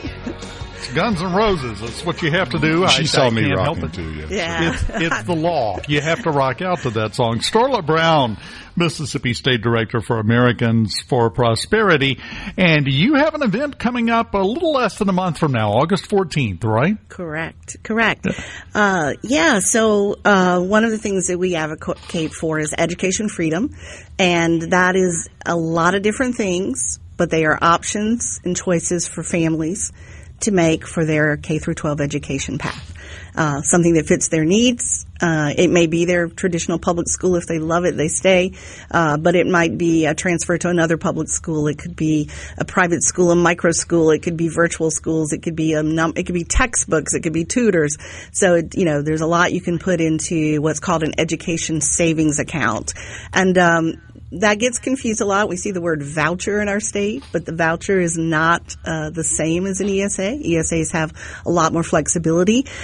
And so that's something we've advocated for. And, a 3 months ago, I was talking with a couple of individuals, one being a pastor, the other, and I'm the granddaughter of a pastor who pastored for 65 years in Mississippi and Alabama, a couple of years in Texas. But, we were chatting and they were asking me a lot of questions and, talking about how they thought, sometimes for people in the faith-based community, a school that fits their values, right, or something along those lines is important, and they were trying to figure out how to, make some changes. And I started thinking about the fact that they didn't know as much as they could know.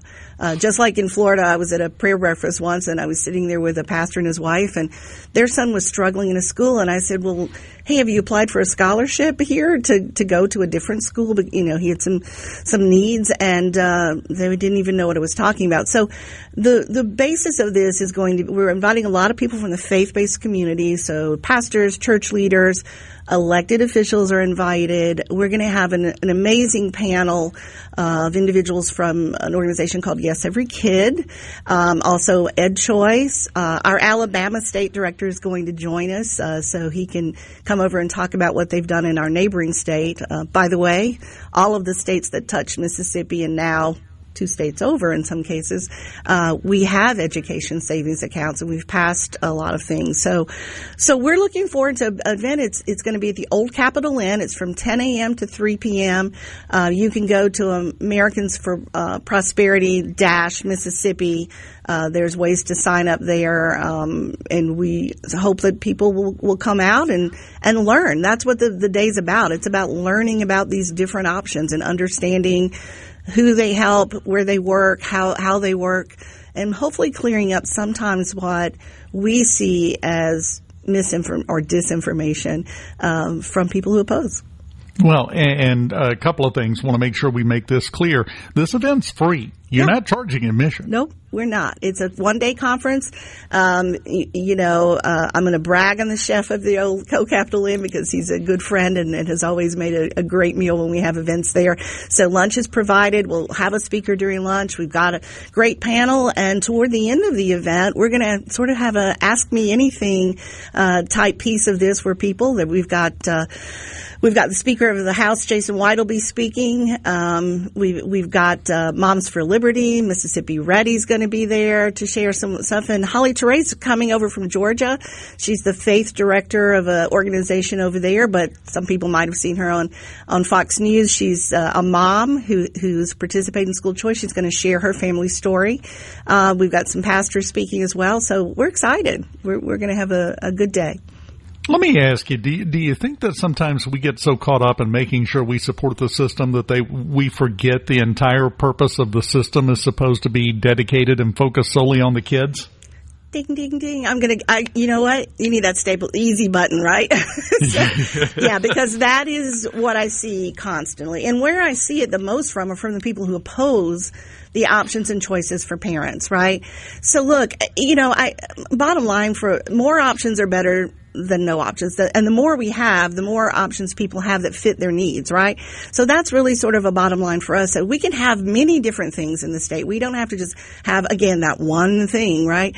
But I do believe that there are people in the state who oppose education freedom. And the bottom line for them is they're protecting a system versus caring about the needs of the students and the families.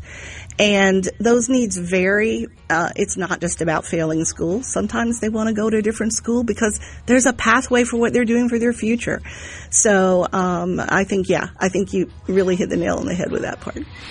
Well, one of these days I'm going to break my hammer. I see it coming. Or hit my own thumb, which I've already done several times. So, Absolutely. It works. Starla Brown, enjoyed talking to you. I hope the place is packed at the Capitol Inn next month on Thursday, August 14th from 10 until 3. Free conference. Go show up. Keep up the good work, Starla. Good job. Thank you, Dave. And take a nap in the air conditioning at some point. You're hitting the streets way too hard. Up next, we have Fox News, then SuperTalk Mississippi News, and then hour number 3 of Mornings on SuperTalk. Keep it here.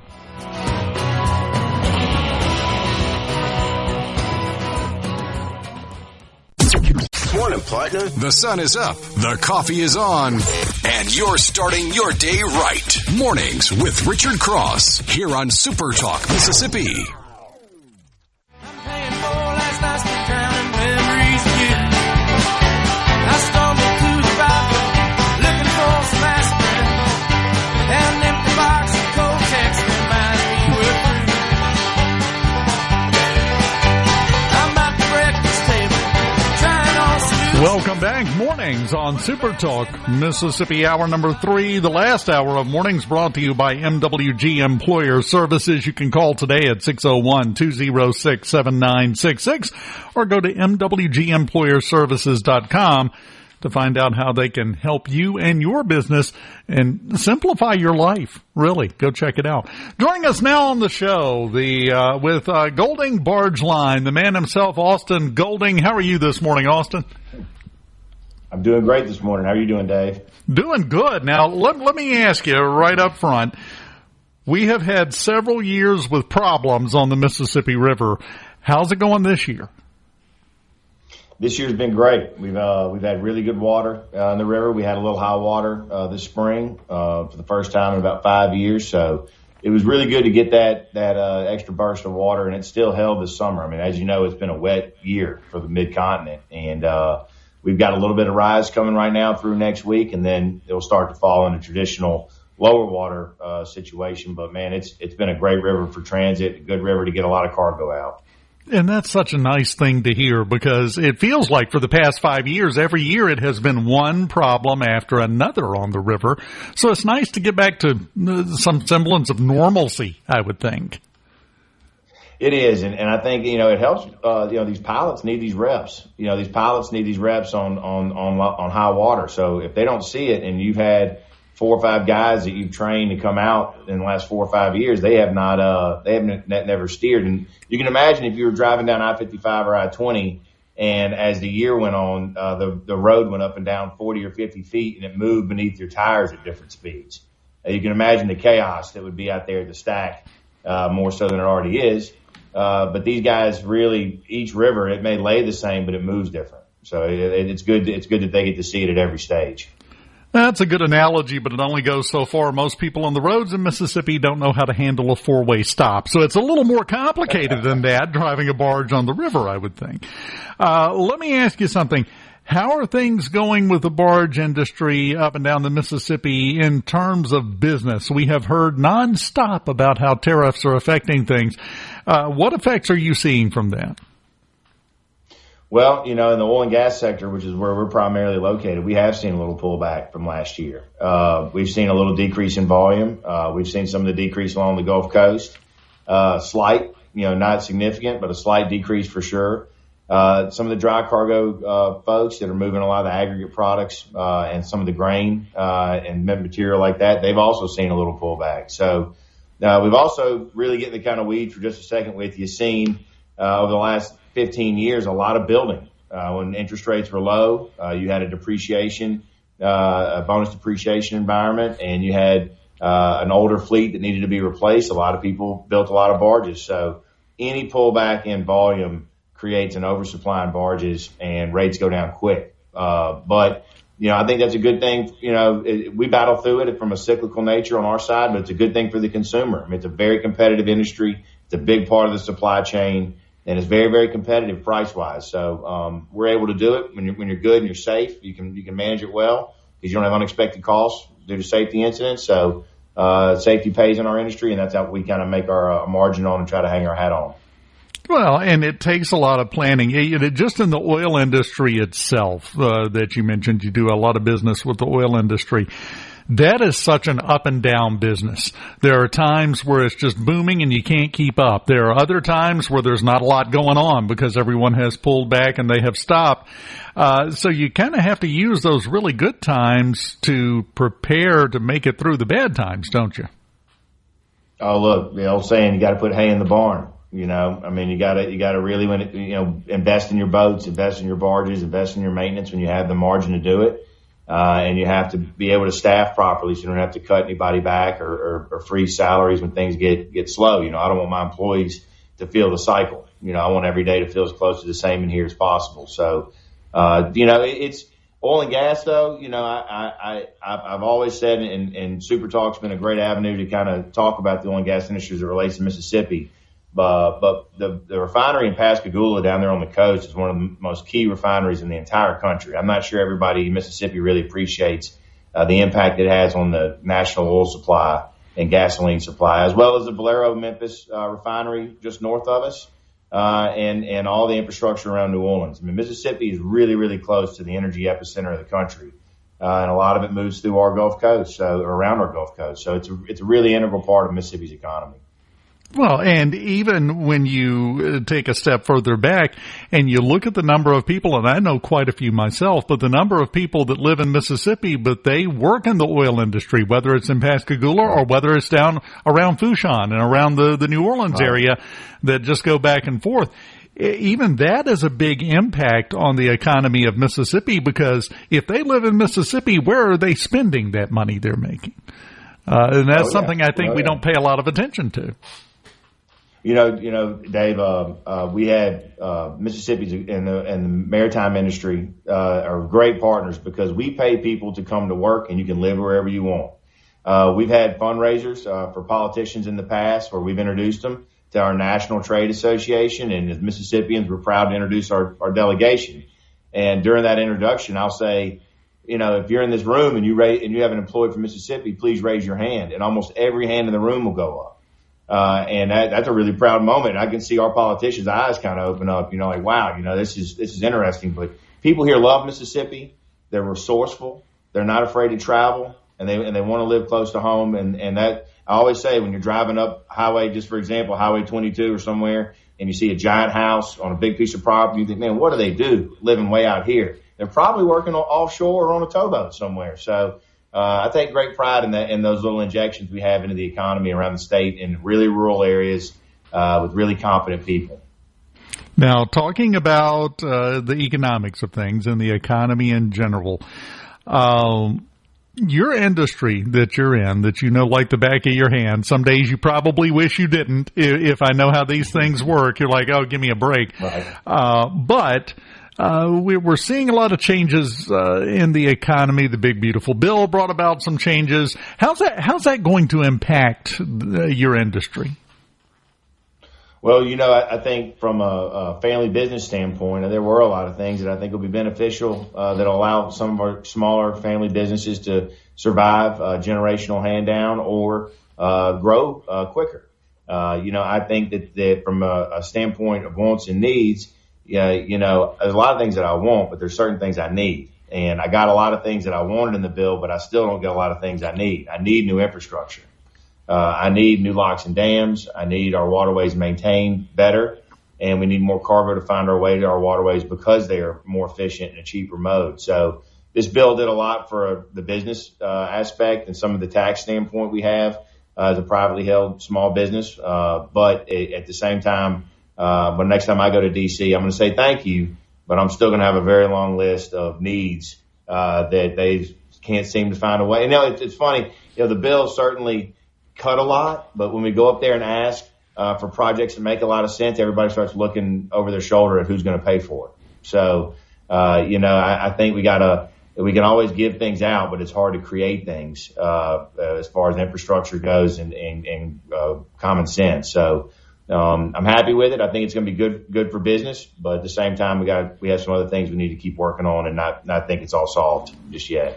That's talking about the federal end. Let me ask you this. If you could walk in with one genie's wish on Capitol Hill in Jackson and get one thing that you wanted from the state of Mississippi, what would it be? In Jackson, Mississippi. You know, I would probably that's a really good question. You know, I would probably have to really look at our workforce development and workforce training, and I would try to find a way to engage more Mississippians to be active in the workforce and find a way to be more independent and not just look at the job from the starting pay, but look at the type of verticality and growth you can have as an individual with a career. You know, I don't need a college degree. I need some skills and some commitment and a good attitude. And to me, if we're trying to train our workforce, we have not romanticized having a job, having a career, having verticality, moving and progressing like we should. We have too many people that aren't in the workforce. So I would love to see some of these folks, be really encouraged and incentivized and trained to join the workforce and not be idle citizens, so to speak. Yeah, sell the job 10 years after you start, not sell the job on the first day. That makes a lot of sense. Yeah. Well, that's what we got to do. That's what I sell, for sure. Well, you're doing a good job of it, and you need to keep it up. I don't have to tell you that. You're going to keep it up no matter what I say, but keep up the good job, Austin, and keep things rolling up and down the river, will you? Thanks, Dave. Let's talk soon. Thank you for the time today. Most definitely. Anytime. Austin Golding, President and CEO of the Golding Barge Line. Getting it done. One of those things a lot of people don't think about, one of those industries, but I'm going to tell you something. Is Austin gone? Yeah. There's a lot of money to be made in that entire industry. Just want to point that out. Especially if you know what you're doing and you're good at it. Oh, yeah. Guys. Oh, yeah. There's a lot of money to be made there. We will continue on this Friday morning on Super Talk Mississippi on mornings right after this. Keep it here. From the Venable Glass Trap. No matter where you're from, Abbeville, Batesville, DeIberville, or any other ville in the SIP, you're starting your day off right. Mornings with Richard Cross. Super Talk Mississippi.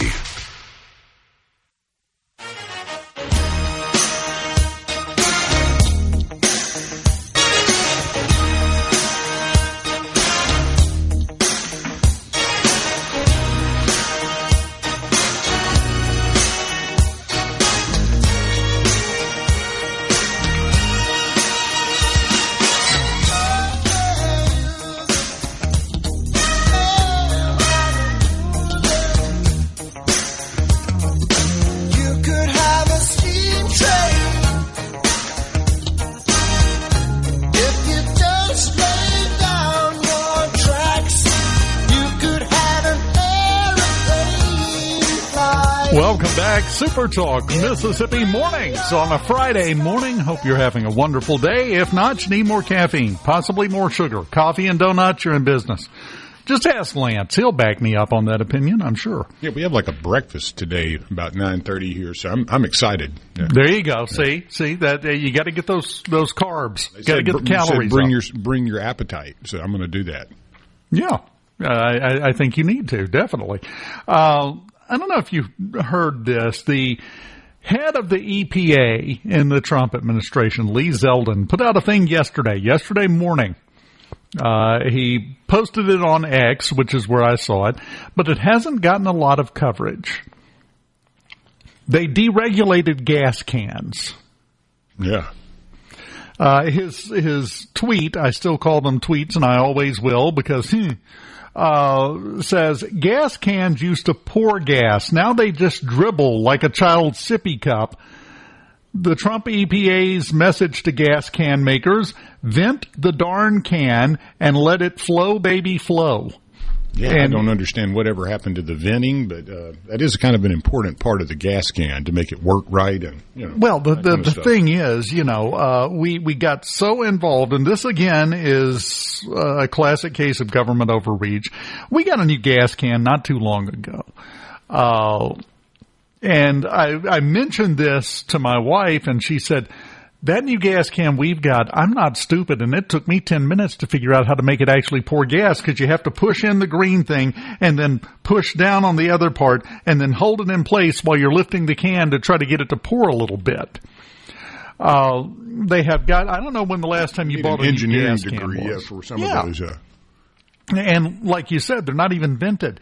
That was the greatest innovation in gas cans, is when they started putting the little vent nozzle on the back of it. Well, and it decreases spill too, to me. I mean, all the weight and pressure on those cheap plastic type of, containers, at some point, they're going to start dripping at where you ratchet it down. So if there's no venting, it's just putting more pressure against that. And I mean, I like one of our listeners, I get more gas all over everything than I do. Sometimes it feels like getting it into the tank with those new spouts. It's just ridiculous. So I have some old ones that I keep just for the purpose of pouring non-ethanol gas into the side-by-side and four-wheelers, because it's impossible to try to you sit there and hold that thing up for 5 minutes.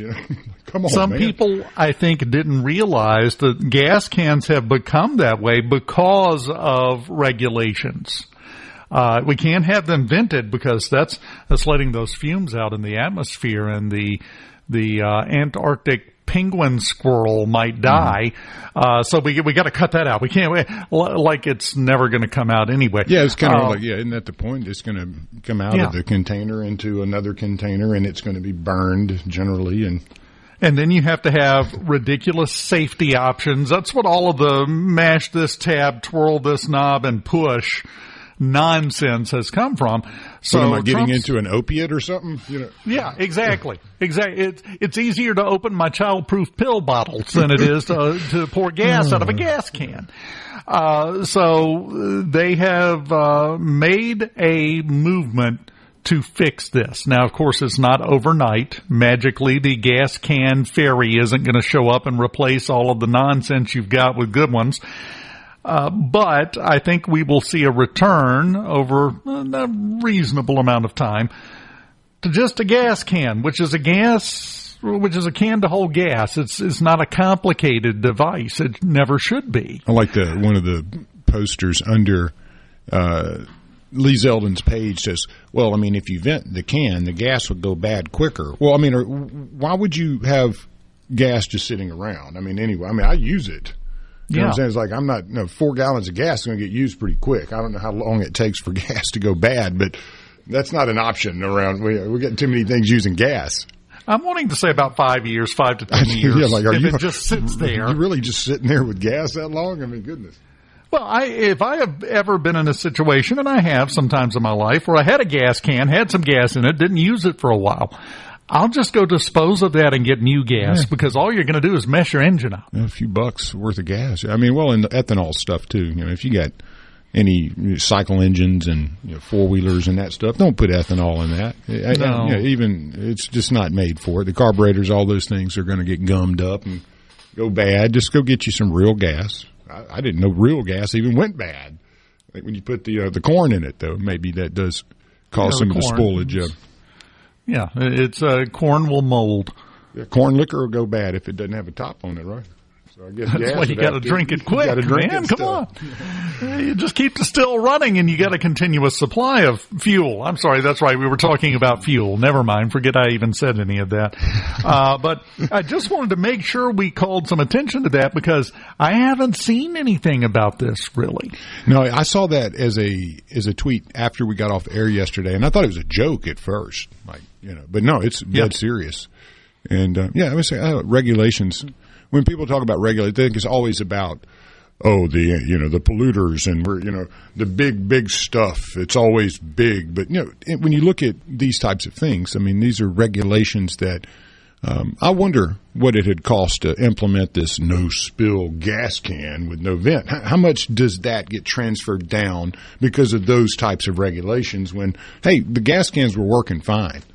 Yes. They were fine. I mean, honestly, I still got a bunch of them before you had to go with the little slip push and open up the pill bottle deal. Well, you think about from product design to allow them to meet the regulations, to retooling their factory and their entire manufacturing process, because I'm sorry, there is a difference between making a bucket with a lid on it that has a spout and some of the complicated nonsense they are now. So they had to spend a lot of money to retool their manufacturing process, retrain their employees, and change the entire thing from start to finish in order to adhere to these regulations. So doing away with them makes a lot of sense. There are a lot of areas, though, yeah. Well, I mean, it's where regulations have complicated things and we don't think about it. Right. Well, I mean, you look at something as simple as the little thing that goes on the shoe, on your shoestring, the flugel binder. I think that's what they called it on Cocktail. But, I mean, when something works, it works. You don't have to reinvent something that actually does the job. Think about regulation. If all of a sudden you had to have regulation to put the flugel binder on the shoe, and then it got more complicated, and you had to use this, and this, that would cause a very minimal cost in that shoe to go up, intrinsically a lot, and probably exponentially. So, regulation doesn't always have to be big to affect the bottom line, but it does affect the bottom line. I think we misuse and overuse the term innovation. Innovation, to me, my definition personally, innovation should be taking something and simplifying it and making it more effective. Well, there are two things there: simplification and making it better and more functional. That's right. it. That's innovation. It shouldn't be more complicated. And just simplify and make it usable more so than the previous, not harder. That's not innovating. A perfect example of this is smartphones. The original smartphone was somewhat of an innovation, but not really. Cell phones were the innovation. Wireless phone you could take everywhere with you. Smartphones were a complication. It allowed you to do more stuff, but it did complicate it. But after they came out with those, every innovation that's been touted since then has just been an additional layer of complication over something that already worked. It's just another decimal in a number. Yeah. And then they charge you for it. And that's not innovation. Moore's Law, I always love studying Moore's Law. Yes. It's such a good tool to, and the innovation in the telecommunications industry has really seemingly, in the earlier years seemed to be more of the Moore's Law type of following. Now it seems that it's just about every 6 months we've got this new thing you have to have, and it's not 18 months anymore. You don't really even get the use of your money in many cases for a lot of the tech that we buy today, because within 6 months there's going to be something else that may come out that is claimed to be better than what you got. Saw a tweet the other day which summed up everything to me. The first person to come out with a line of home appliances that just has a button to push and a knob to turn with no computerization whatsoever, no technology, you just turn it on and it works, is going to become filthy rich. Because there is a huge hunger for that kind of thing. Give me some analog button pushing, yeah. If the dishwasher plays a happy tune when it's done one more time in my house... I love it. We can't figure out how to make it stop. You get Taylor Swift into your dishwasher, right? Run her through the rinse cycle is what we'll do. We continue. Half an hour left to go on Mornings on SuperTalk Mississippi, and we'll get right to that right after this.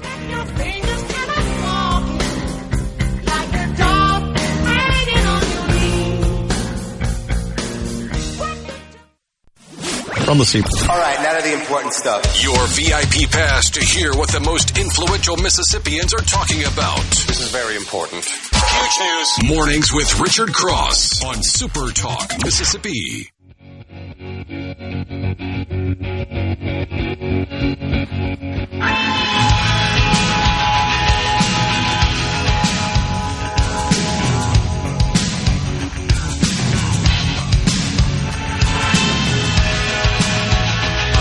The sun and the air,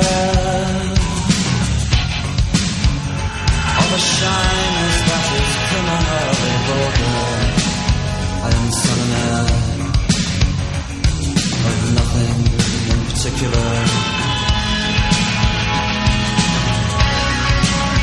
You should chill out, how can you say I go about things the wrong way?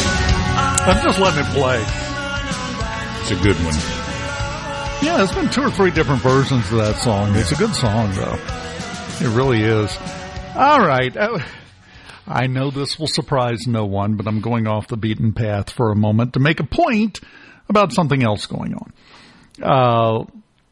I hear a lot of talk continuing about the evils of artificial intelligence. It's kind of like the same argument of the evils of social media and the evils of cell phones and the evils of home computers and the evils of television. And I can keep going back through my life if you want to hear all of the evil things that were bringing about an end to civilization as we know it. But this time it's different, right?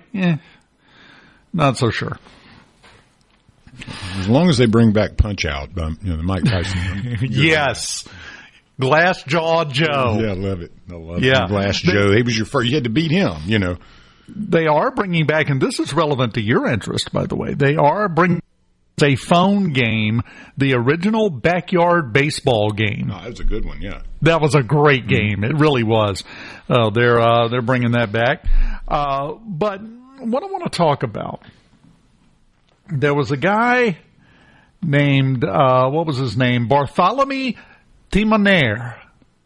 French guy. You could probably figure that out from the name. We're talking, he was born in 1793. Well, in the early 1800s, he is the guy that was responsible for little innovation, like we were talking about. The sewing machine had already been invented, but he modified it a little bit to work more like human sewing. Made an improvement on it, a visible improvement on it. And his story reminds me of what has been a lifetime of railing against advancement. Is all of it good? No. There's a lot of problems with social media. There's a lot of problems with AI. There's also a lot of problems with people being shot, and I think you would agree it's not the gun's fault, is it? No. Same thing with social media, with AI, with everything else. It's the people using it causing the problems, as usual. But the Bartholomew Timoner, his story really, I think, explains that the reaction to new advances has not changed. Not one bit. Because we're back in the early 1800s here. In the early 1800s, he in 1830 to be exact, he came up with his modification and was having some trouble getting traction, but he got the money and he built 80 of his new machines that were an improvement on the sewing machine and opened up his own factory. In 1831, a crowd of about 150 to 200 people marched on the factory, broke in, destroyed his machines, and tried to burn the building down. Ooh, wow. Because it was going to lead to lower wages and people losing their job. Mm-hmm. Well, that sounds familiar, doesn't it? To the point to where they had to activate the French version of the National Guard to come in. 75 of the people that participated, they managed to apprehend. 74 of them went to jail over this. They ran out of 3-day-old croissants to throw. Yeah. Now, as we continue to scream about these advancements and complain and talk about how they're ruining everything, how did that big protest with people going to jail and things being destroyed and buildings burning down and everything else, well, that stopped the sewing machine, didn't it? It stopped all advancements. Yeah. Yes. They got it right under control. There are two groups of people anytime there is a true advancement. We were just talking about the difference between a cell phone and a smartphone. That, to me, was not necessarily a true advancement. It was an iteration on a true advancement. Now, we have people reacting the same way to every advancement we get. You cannot stop the march of progress. Whether you think it's a good idea or a bad idea, good luck. You're not going to stop it. Yeah, there was a guy that tried that. His name was Ted Kaczynski, and it didn't work out very well for him. And, innovation, advancement, and technology continues to roll on because that's where it's going. It just keeps on going. It will continue. I keep using as an example, they had a law in New York State back when automobiles were just starting to become a thing. The Model T was the hot new thing. It was a big deal. They passed a law in the state of New York where if you were going to be driving a vehicle, you had to have someone on horseback in front of it everywhere you went holding a red flag. We have a long, proud history as human beings of being terrified of things changing. And then they go ahead and change anyway. So what did you do? Yeah. What did you accomplish? We have to learn to adjust and adapt because you're not stopping it. We're not going to stop any of it, good, bad, or otherwise. Change is going to happen. I guarantee you the first guy that came up with the wheel back in caveman times was mocked mercilessly for it. And he put a bunch of people out of business. That were toting it the old-fashioned way. Yes, all the rock toters had to go home. Exactly. But that's the way it always has worked. It's not new. It's the way it always will work. So we have to find a way to have productive conversations about this. And this is not in defense of artificial intelligence. There are some problems there. there are some things that need to be worked out, just like with any new advancement that you get. I got a story that came out yesterday. Doctors are starting to notice errors in medical coding when AI is used. Mm-hmm. Well, yeah, AI is dumb. It's being touted as the next big thing. Right now, AI is just dumb as dirt sometimes. It makes stuff up. We had one guy who was using an artificial intelligence thing to code his database for his business. It deleted it. And when he asked the AI, why did you do that? He said, well, I tried to run this command and it didn't work and I panicked. That's what the AI said. That was its excuse for wiping out his entire business database. Yeah, oopsie daisy, yeah. Yeah, so there are major problems that have to be addressed. But if anybody thinks that if you just complain loud enough, it'll go away, you really need to examine history and examine humanity to understand once the worms are out of the can, they're not going back in. Well, it's like swimming against a riptide. Yes. You're going to wear yourself out trying and work yourself to the bottom when all you got to do is kind of relax. Go with the flow. It'll be okay. And try to steer. We don't have any steering going on. It's all desperately trying to build dams like a beaver in a river. And unfortunately, that's not a winning proposition. And it never will be. So we need to channel ourselves into a more productive area. I'm not talking even necessarily about regulation. I'm talking about learning what's going on, how something works, figuring out what needs to change, and then help it change. Well, I don't know nothing about AI. I bet you know plenty about stupid people, and right now AI is a stupid person. Well, AI is with the composite of the human mind. You know. Oh, well, there's the problem right there. And people are faulty. People are flawed. We all are. We all make mistakes, and we program that into the AI that we're using now because man programmed it. Man created this knowledge. Yes, and it's going to continue to be a problem. Screaming for it to stop won't help. Well, we got to figure out how to deal with it. You did have the presidential movements there on the AI bill, or at least suggestions. AI shouldn't be politically motivated and politicized. It shouldn't be conservative or Democrat or Republican.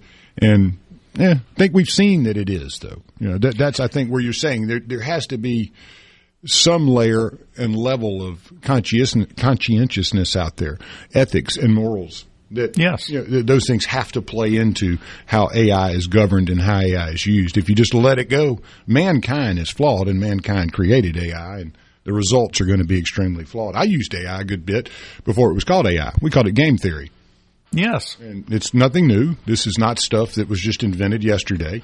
But these techniques, tools, and the technology to run it has changed. And it allows a lot more processing power now to do that in one punch of a button rather than running it through master computers and extremely long, handwriting where you're doing the actual, the formula. Now you just plug it in and it pops it out. So it's just quicker. But you're still getting the same flaws that we were getting when you ran it by hand. If the shirt you're wearing has a buttonhole anywhere on it that you bought it at the store, congratulations. When that idea came about, they burned the factory down because it was a scary innovation. Remember that and deal with it accordingly moving forward. Final break, and then the final segment of Mornings on the way next. Keep it here. From the Bendable Glass. Wake up, get up, and start your day right with Mornings with Richard Cross here on SuperTalk, Mississippi.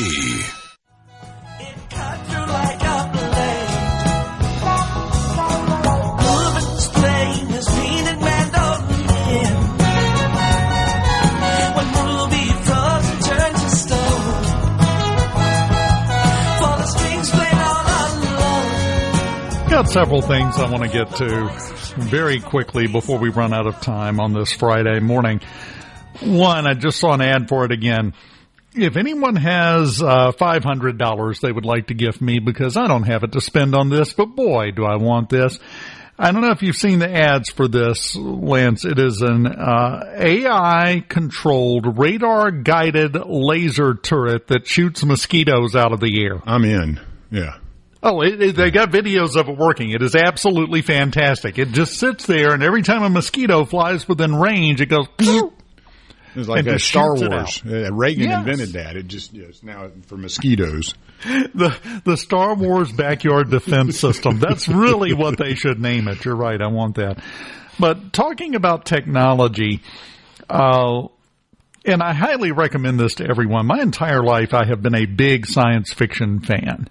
Talking about novels, talking about books, the classics, the good ones, Heinlein and Asimov and all of those.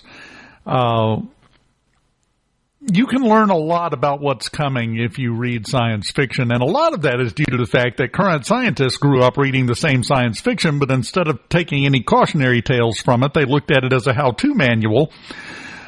AI is now being used to predict crime before it happens.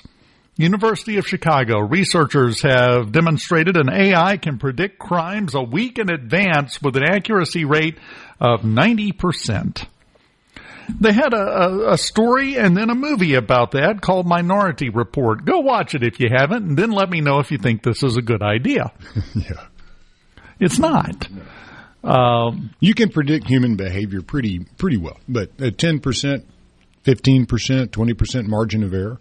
Yeah. That 10 to 20%, it makes a big difference in the outcome. That makes an enormous difference. And, you know, it's one of those things where you have to realize that you have to take a little care, a little caution with what you're doing and how you're doing it. Doesn't mean you don't do it, just means you do it properly. Like, for example, never trust Chuck E. Cheese. Not the restaurant, the guy. Did you see this story? No. Anxious now. Down in Florida. Where else? A Chuck E. Cheese. The guy with the big goofy Chuck E. Cheese head on. Cops went in there and arrested him. And I've seen the video. It is absolutely hysterical. One of them keeps referring to him as Chucky. Come over here, Chucky. Chucky, come with us, Chucky. One of the other officers referred to him as Mr. Cheese. Mr. Cheese. They had a warrant for him for credit card fraud. Oh. He had been taking people's credit cards and running them for extraneous purchases. Now, they go in and they arrest this guy in the restaurant while he's wearing the head in front of everybody in the restaurant. The therapy bills for the kids are going to be enormous. Well, yeah, there could have been a better timing on that deal, like when he left work, maybe, you know. Now, having said that, if you took your kid to the Rat Casino to get some of that pizza, you probably had some therapy bills coming anyway. Yeah, that's some greasy pizza, buddy. I say that. I really do like Chuck E. Cheese, except when they steal stuff from your credit card. Right. I don't think. Or you get in there with the little ball thing. I remember. Yeah, that was like the flu waiting to happen. Oh, yes, the ball pit. Yeah, the ball pit. And then the skee ball, everybody touched that. Everybody played skee ball. You know, you had to have the 400 tickets to get the lollipop ring. Yeah. You had to spend $500 to get a $5 toy.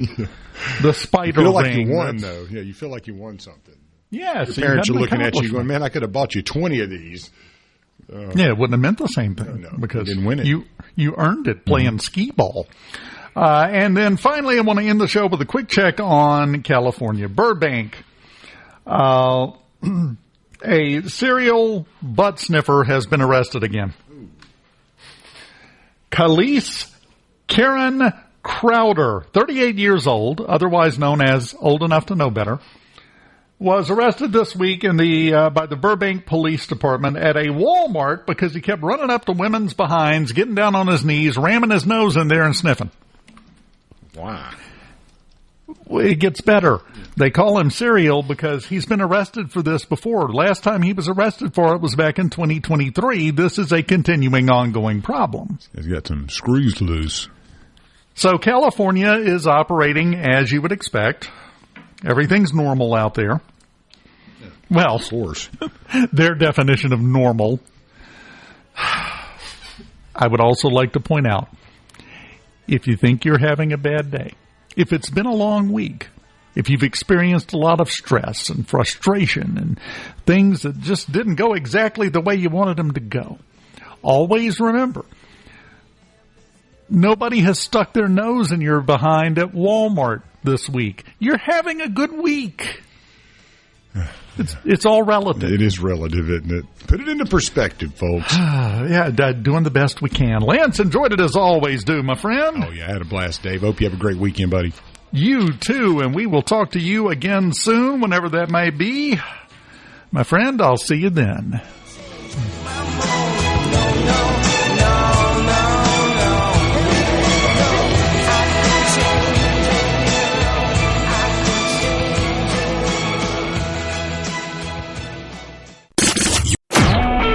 A SuperTalk Mississippi media production.